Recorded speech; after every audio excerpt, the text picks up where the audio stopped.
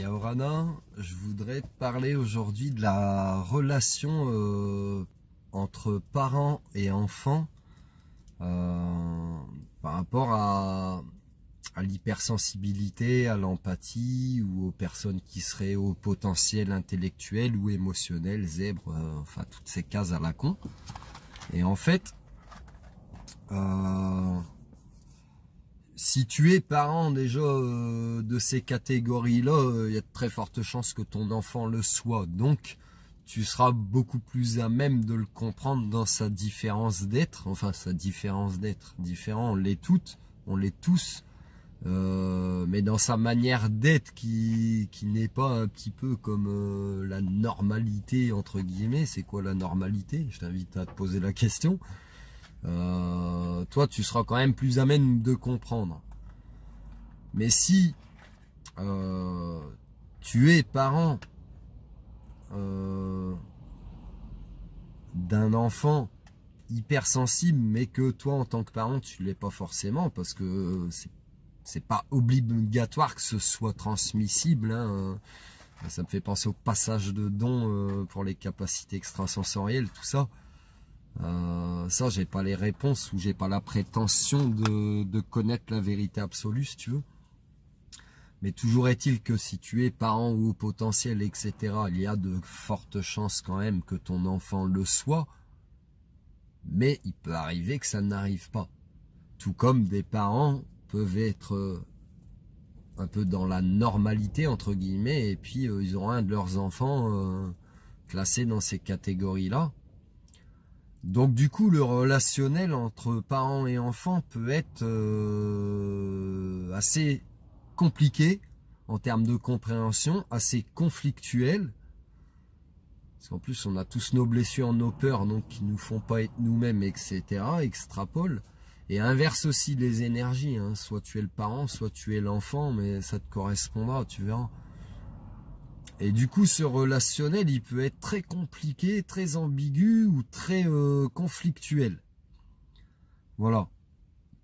Parce que, déjà, toi, en tant que toi-même, en le vivant, tu vas peut-être mettre du temps à le comprendre, des années à comprendre. De par cet extérieur qui te fera penser que tu rentres pas dans une case, t'es pas normal, t'es malade, on va te diagnostiquer quelque chose. Alors que t'es pas malade, t'es juste avec ta façon d'être, différent comme tout le monde.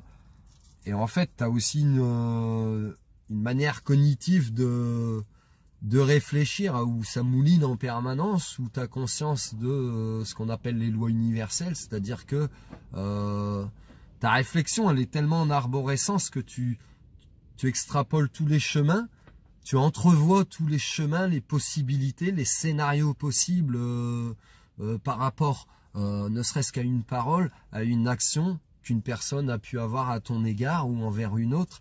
Et du coup, tout ce que tu observes te fait analyser, ce qui peut te rendre aussi en termes de relationnel, soit avec les parents ou entre enfants, transpose, ou même en termes de couple aussi, ce qui peut te rendre chiant à vivre, parce que tu analyses tout, bon ben c'est à toi de faire comprendre que tu es comme ça. Toi, tu es comme ça, tu aimes comprendre les choses, tu es un sapio de toute façon. Donc tu aimes comprendre, tu aimes analyser, tu aimes décortiquer, c'est ça qui te fait jouir, c'est ça qui te fait bander. Et tu es comme ça, c'est tout. Maintenant, les autres, ils pensent ce qu'ils veulent, ils fuck off. Mais dans tes relations interpersonnelles, il peut y avoir aussi beaucoup d'incompréhension. Donc c'est à toi, par moment, avec les personnes avec qui tu auras décidé de le partager, parce que c'est pareil. Tu peux pas partager ton mode d'emploi à n'importe qui si tu n'as pas confiance en ces personnes, parce que ces personnes pourraient, de par ce qu'elles savent sur toi, dans ton mode de fonctionnement, pourraient s'en servir pour te manipuler, pour te culpabiliser, etc., etc. Mais ça, au fil du temps, tu vas apprendre aussi à le repérer, à t'en défaire, etc. Mais en expliquant ton hypersensibilité ou ta manière de réfléchir ou ta manière de ressentir, attention, ta manière de réfléchir, ce n'est pas tes opinions, ça n'a rien à voir, hein. Tes opinions politiques, religieuses, tout ça, non, ça n'a rien à voir. C'est ta manière de réfléchir en termes de réflexion cognitive, de comment ça se passe dans ton cerveau. voilà, tu réfléchis à tellement vitesse grand V que par moment, bah, peut-être quand l'émotionnel il risque d'être trop fort et tout, tu vas commencer à t'emporter, à t'en prendre à tout le monde ou à dire blablabla, blablabla, avoir un flot de paroles pour ton entourage, ils vont te percevoir comme si tu es en train de péter un plomb ou que tout ce que tu dis n'a pas de sens, alors qu'en fait tout ce que tu dis, toi tu sais que tout s'intrigue, tout s'imbrique, tout se recoupe et s'entrecroise, mais les gens vont pas à la même vitesse que toi si tu veux. Donc parfois bah, c'est ça aussi qui peut être fatigant pour toi, c'est pas de te rabaisser mais te mettre à leur niveau de compréhension, et du coup tu as l'impression bah, de t'emmerder dans des discussions lambda, etc. Ou voilà, de pas être entouré des bonnes personnes. Toutes les personnes sont bonnes ou mauvaises, mais en termes d'apprentissage tu peux apprendre de tout le monde. Tu vois, donc tu t'ennuieras jamais si tu comprends ça aussi. Mais du coup, en te mettant à leur niveau, ça peut te fatiguer, leur niveau de compréhension, ça peut te fatiguer, etc. Donc en expliquant ta manière de ressentir, de réfléchir, enfin en termes de comment ça se passe un petit peu dans ta tête, à quelle vitesse ça peut aller, par quels moyens aussi tu décompresses, ou par quels moyens ça peut t'aider à réfléchir même encore mieux. Je ne suis pas l'exemple parfait, je suis l'exemple parfait de l'imperfection. Quand j'écris, il m'arrive de consommer de l'alcool pour booster mes facultés cognitives, du vin ou de la bière. Et je sais, c'est pas bien, enfin c'est pas bien aux yeux de qui en fait, mais quand je le fais, je sais que ça me booste mes capacités cognitives, et ça c'est un fait que j'ai eu beaucoup de mal à accepter, en me disant mais je suis pas parfait, je devrais être sain, je suis énergéticien, je suis ceci, je suis dans l'énergétique, je donne des conseils, etc., etc. Pourtant j'ai constaté moi-même à plusieurs reprises, que ce soit dans l'écriture, dans mes inspirations, ou même dans certains soins que j'ai pu faire à moi-même ou à d'autres personnes, et ben comment dire, cet élément que j'ajoutais à ma réflexion ou à mes soins apportait d'autres choses.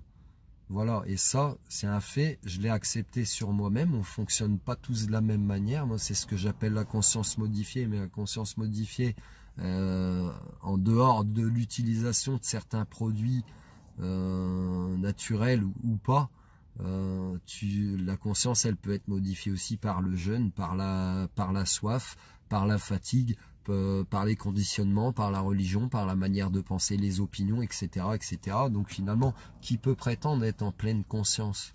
Puisque même en étant sain à 100%, enfin sain, du moins de corps, en essayant de mettre le moins de cochonneries possible dans ton corps et tout, tu peux en arriver à une forme de pensée unique que tu prendras pour une vérité absolue, mais tu seras peut-être sain de corps, mais du coup tu seras peut-être plus sain d'esprit, puisque la sainteté de l'esprit passe aussi par ne pas se laisser dominer par son émotionnel et par sa propre vérité ou ses propres vérités, au point qu'elles deviennent des peurs, des obsessions, des possessions, des attachements, des dépendances, etc., etc.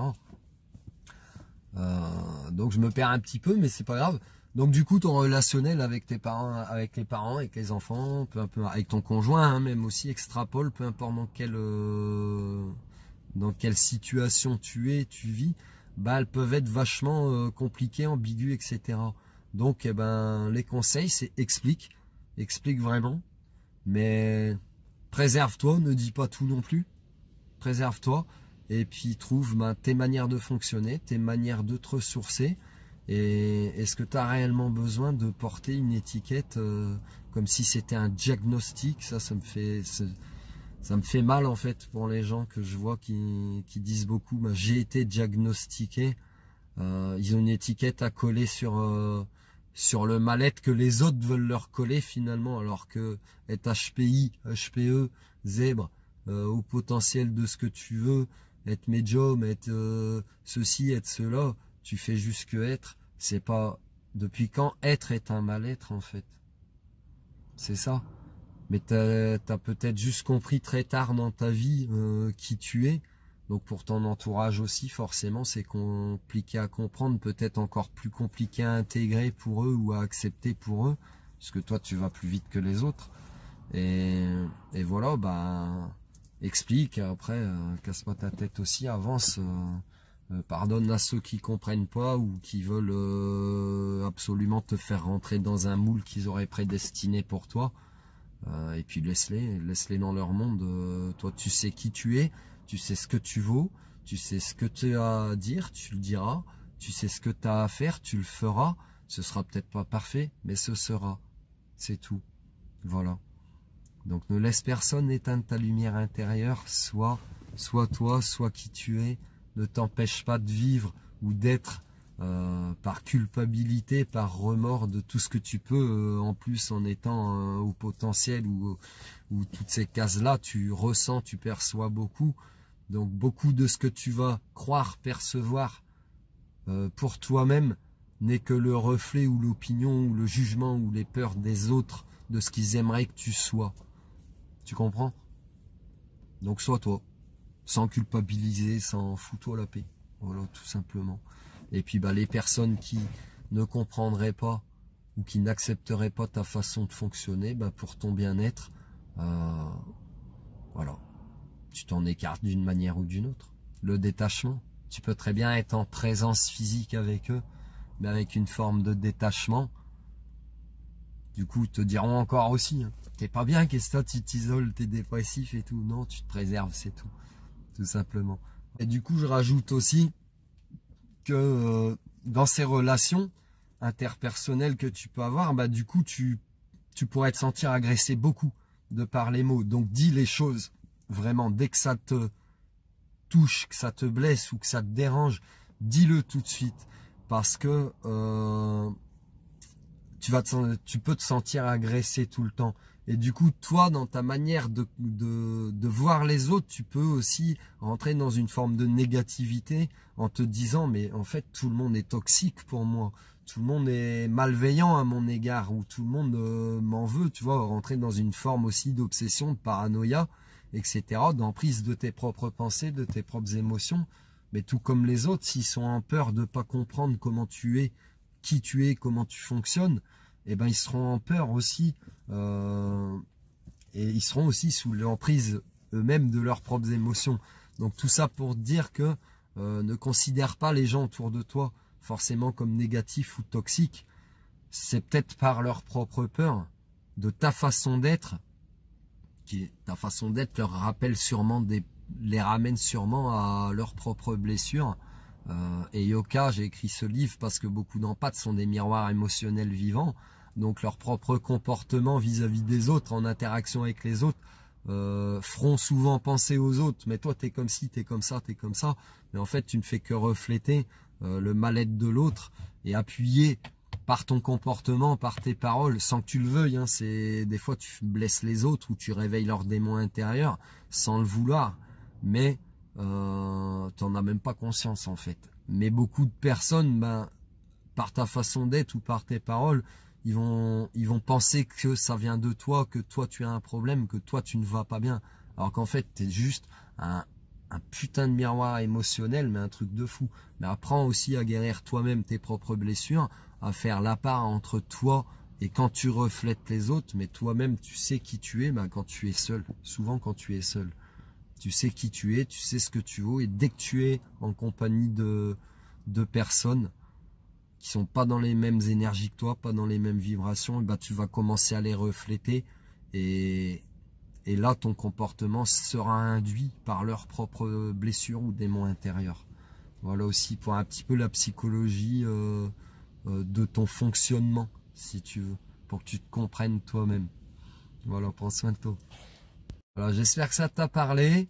Prends soin de toi. Tu peux trouver mon livre sur l'empathie et Yoka, le guide de l'empathie du 21e siècle, sur librinova.com en format numérique. Ça pourra t'aider justement à comprendre aussi d'autres choses. Tu peux trouver Guerrier, toujours sur le même site, Guerrier Arc-en-Ciel, relève-toi, qui est un livre qui traite de la médiumnité, des capacités extrasensorielles, des possibilités que ton esprit a et que ton corps humain aussi a. Et puis tu peux trouver aussi une trilogie de livres de poèmes, Omanak Plume de Nuage, Moussa Pahayou, Le Chat de la Rivière, et Tawa Tahala, Le Soleil de Lumière, qui sont des recueils de poésie de canalisation qui agissent comme des soins énergétiques. Voilà, tu trouves tout ça sur librinova.com. Tu peux t'abonner à ma chaîne YouTube, liker, partager beaucoup, commenter, dire ce que tu veux. Tu peux me soutenir via PayPal sur ma chaîne YouTube pour améliorer mon contenu, améliorer peut-être le format vidéo, ce genre de choses, ou tout simplement m'aider à publier mes livres en version papier. Et puis voilà, tu peux me retrouver tous les matins sur ma page Facebook et Instagram pour les énergies avec les cartes. Si tu as besoin, tu peux me contacter pour une guidance, ça fait beaucoup, hein, t'as vu, je fais beaucoup de choses, pour une guidance perso, pour des soins, etc. Voilà, prends soin de toi, je t'aime, bisous, bye.